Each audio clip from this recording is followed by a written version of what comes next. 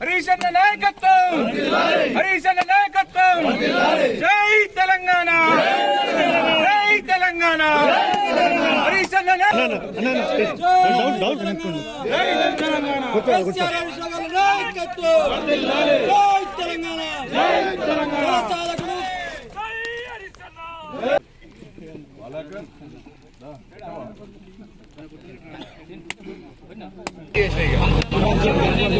నేనేం బాగలేదు.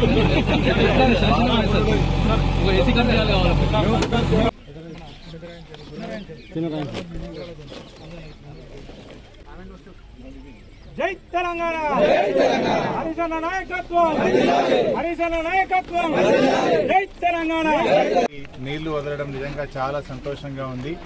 కొంతమంది మూర్ఖులు హైదరాబాద్లో కూర్చొని కాళేశ్వరం కూలిందని, కాళేశ్వరం పేలిందని, కాళేశ్వరంలో పారతలేదని మాట్లాడే మూర్ఖులకు ఇవాళ ఈ వీడియోలు చూసి, ఈ నీళ్లను చూసి ఇప్పటికైనా కళ్ళు తెరవాలని నేను కోరుకుంటా ఉన్నాను. ఎందుకంటే హైదరాబాద్లో కూర్చొని, గాంధీ భవన్లో కూర్చొని మాట్లాడరు కాదు.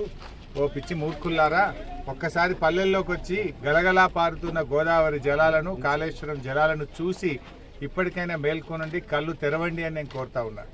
బంగారం లాంటి పంటలు ఇవాళ ఒక సిద్దిపేట నియోజకవర్గంలో 50,000 ఎకరాలు కాళేశ్వరం కింద సాగైతా ఉంది.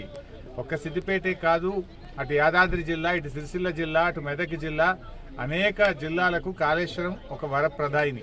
కాళేశ్వరమే లేకపోతే మా ప్రాంతం ఎడారి, కాళేశ్వరమే లేకపోతే ఈ ప్రాంతంలో బోరు బావుల్లో చుక్క నీళ్లుండేవి కావు, కాలువల కింద పంట పండేది కాదు.